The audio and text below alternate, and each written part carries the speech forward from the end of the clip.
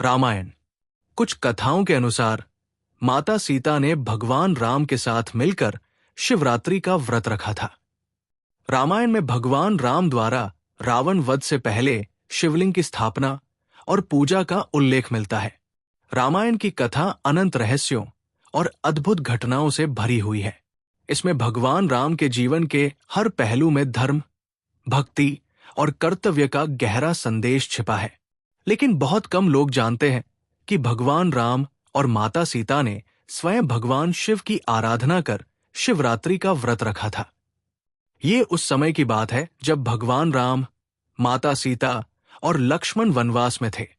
वे जंगलों में भ्रमण कर रहे थे, ऋषियों से ज्ञान प्राप्त कर रहे थे और असुरों का विनाश कर धर्म की स्थापना कर रहे थे। एक दिन वे एक तपस्वी ऋषि के आश्रम पहुंचे। वहां उन्होंने देखा कि ऋषि और उनके शिष्य भगवान शिव का व्रत कर रहे थे। भगवान राम ने विनम्रता पूर्वक पूछा, हे महर्षि, आप कौन सा व्रत कर रहे हैं और इसका क्या फल है? महर्षि ने उत्तर दिया, हे रघुकुल शिरोमणि, हम महादेव शिव का शिवरात्रि व्रत कर रहे हैं। ये व्रत सभी पापों का नाश करने वाला और मोक्ष प्रदान करने वाला है। जो भी इस दिन व्रत रखता है, उपवास करता है और रात्रि जागरण कर भगवान शिव की आराधना करता है, उसे अपार पुण्य की प्राप्ति होती है। भगवान राम और माता सीता ने इस व्रत का महत्व समझा और उन्होंने भी पूरे श्रद्धा भाव से शिवरात्रि का व्रत करने का संकल्प लिया। माता सीता ने भगवान शिव की पूजा की और भगवान राम ने शिवलिंग पर जल अर्पित किया। उस दिन उन्होंने उपवास रखा, रात्रि जागरण किया और शिव भक्ति में लीन रहे। भगवान शिव उनकी भक्ति से प्रसन्न हुए और आकाशवाणी हुई, हे राम, तुम्हारी भक्ति अमर है।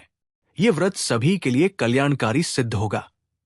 कालांतर में जब लंका पर चढ़ाई करने का समय आया, तब भगवान राम को रावण वध से पूर्व भगवान शिव की आराधना करने का स्मरण हुआ। ये समय था जब समुद्र पार करने के लिए उन्होंने समुद्र देवता से मार्ग देने की प्रार्थना की थी। समुद्र देवता ने उन्हें बताया कि यदि वे भगवान शिव की आराधना करें तो विजय उनका वरण करेगी। भगवान राम ने तुरंत ही समुद्र तट पर शिवलिंग स्थापित करने का निश्चय किया। उन्होंने अपने भक्त हनुमान को कैलाश पर्वत भेजा ताकि वे भगवान शिव की पूजा के लिए एक दिव्य शिवलिंग ले आए। हनुमान जी तुरंत ही शिवलिंग लेने के लिए प्रस्थान कर गए, लेकिन समय बीतता जा रहा था और शुभ मुहूर्त निकला जा रहा था। भगवान राम चिंतित थे कि पूजा में देर हो रही है। तब माता सीता ने बालू से एक शिवलिंग बनाया और भगवान राम ने उसी शिवलिंग का पूजन कर रावण वध की सफलता के लिए भगवान शिव से आशीर्वाद मांगा। जब हनुमान जी शिवलिंग लेकर लौटे तो उन्होंने देखा कि भगवान राम पहले ही पूजा कर चुके थे। हनुमान जी थोड़े व्यथित हुए। तब भगवान राम ने कहा, हे हनुमान, तुम्हारा लाया हुआ शिवलिंग भी उतना ही पूज्य होगा। उन्होंने दोनों शिवलिंगों की पूजा की और आज भी रामेश्वरम में दोनों शिवलिंग प्रतिष्ठित है। एक जो माता सीता ने बनाया था और दूसरा जो हनुमान जी कैलाश से लाए थे। भगवान शिव ने इस पूजा से प्रसन्न होकर आशीर्वाद दिया, हे राम, ये शिवलिंग युगों युगों तक पूजित रहेगा। जो कोई भी इस शिवलिंग की पूजा करेगा वो सभी कष्टों से मुक्त होकर मोक्ष को प्राप्त करेगा।